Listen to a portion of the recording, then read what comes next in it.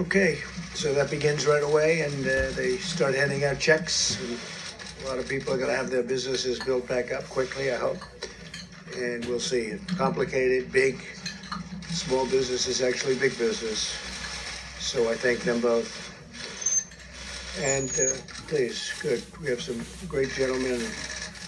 Let me see. Great gentlemen. That's correct. Thank you very much. Today, my administration is also issuing new guidelines to protect elderly Americans who remain the most vulnerable. By now, nursing homes should have suspended the entry of all medically unnecessary personnel. Today, we're further recommending that all nursing home facilities assign the same staff to care for the same group of residents consistently to minimize any potential spread. And we're also urging facilities to designate separate areas for healthy and sick residents. And this is a practice that we probably will be recommending into the future long after the enemy is gone, this particular enemy is gone. We're also making every effort to provide relief to our great veterans. We take very good care of our veterans. At my direction, Secretary Wilkie will use any authority at his disposal to extend deadlines for benefits and to postpone debt collections. We're now conducting well over 100,000 coronavirus tests per day. It's over 100,000 tests a day.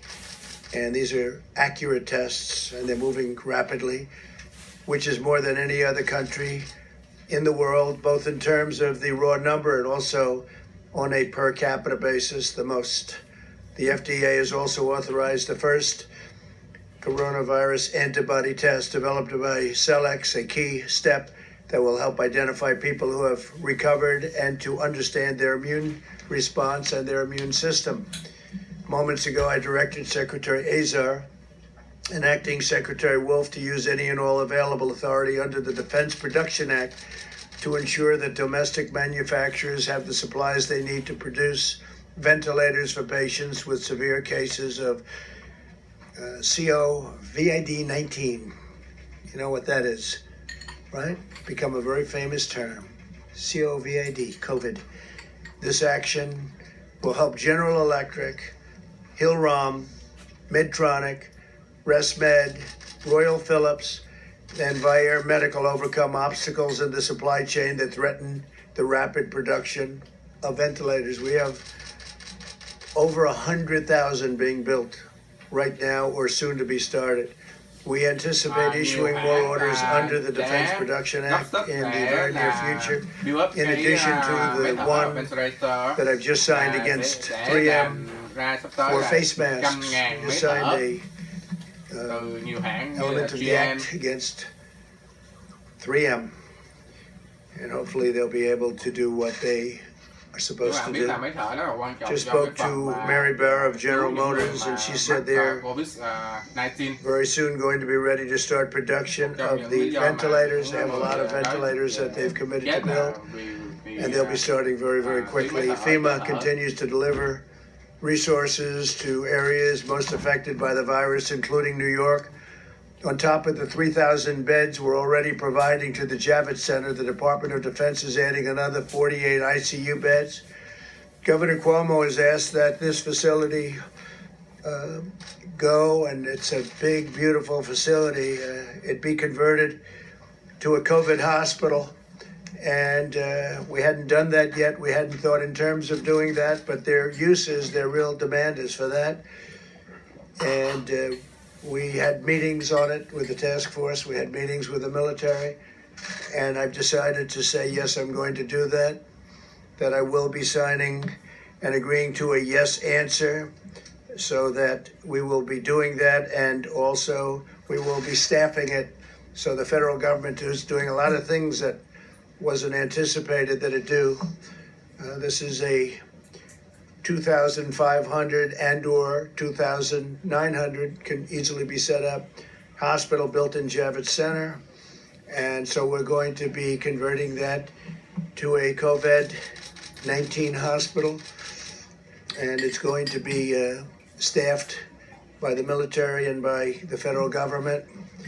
And based on the fact that I agreed to that, we had two other facilities that were likewise asking for it, and that would be in Louisiana and also in Dallas, and we'll be doing those. We spoke to the governor of Louisiana, spoke to the governor of Texas, and we've told them that we will be staffing those hospitals again above and beyond, but that's okay. We have to do that. In addition, the USNS Comfort is docked in New York to accept patients. That is a non-COVID. To date, FEMA has delivered more than 4 million N95 mask respirators. And think of that, 4 million. Don't forget, we're a secondary source.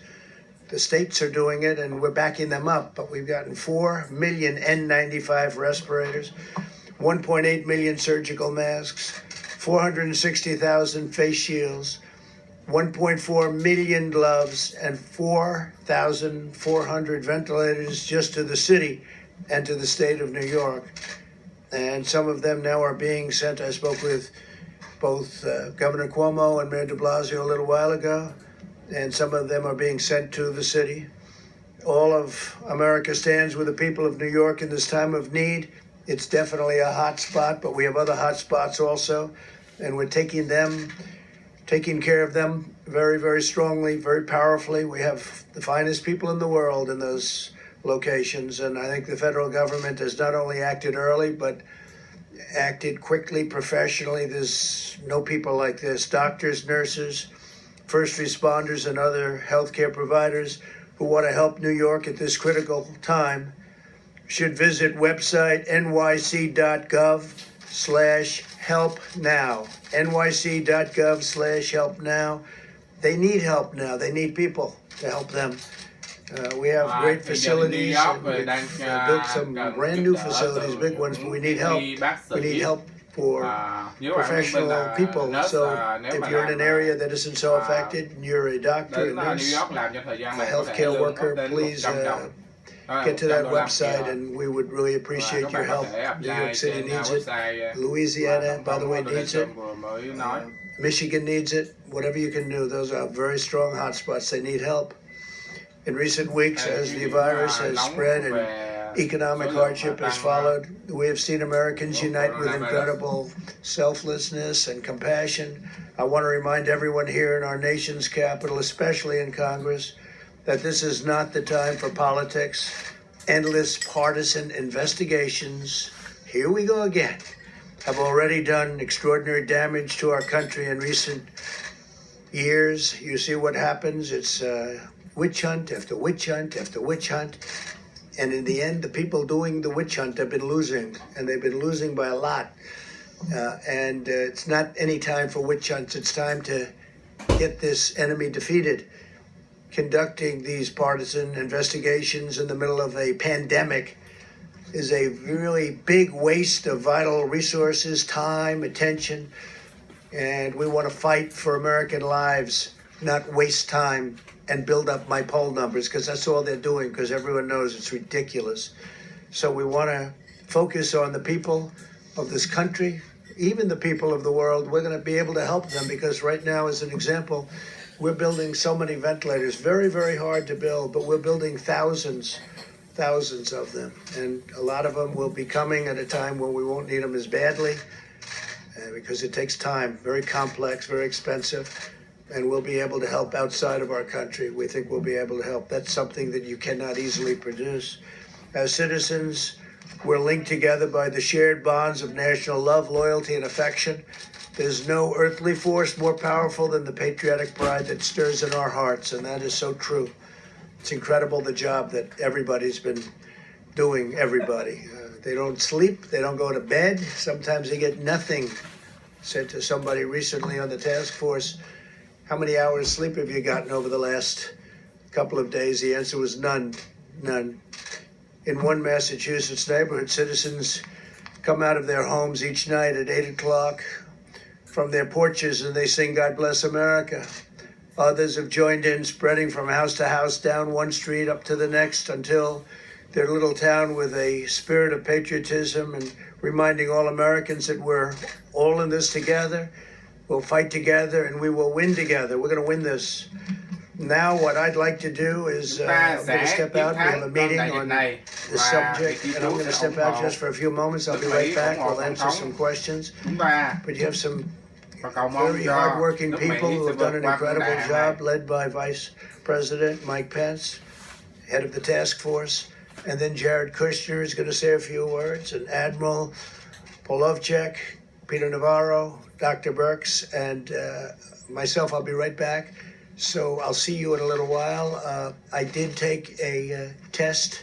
It just came out. This is from the White House physician. You may have it. Just came out. I just took it this morning. And I took it. It took me literally a minute to take it. And it took me, I guess it was 14 or 15 minutes. I went to work. I didn't wait for it, but he said it took 14 minutes or something to come up with a conclusion. And it said the president tested negative for COVID-19. Sáng nay tổng thống đã thử nghiệm với bộ thử mới của Airbus là tổng thời gian xét nghiệm và tổng thống chờ là có 14 phút và kết quả là tổng thống Trump So I'll be back in a little while. And Mike, xin chúc mừng please tổng thống. take over. Thank you. Thank you all very much. I'll be right back.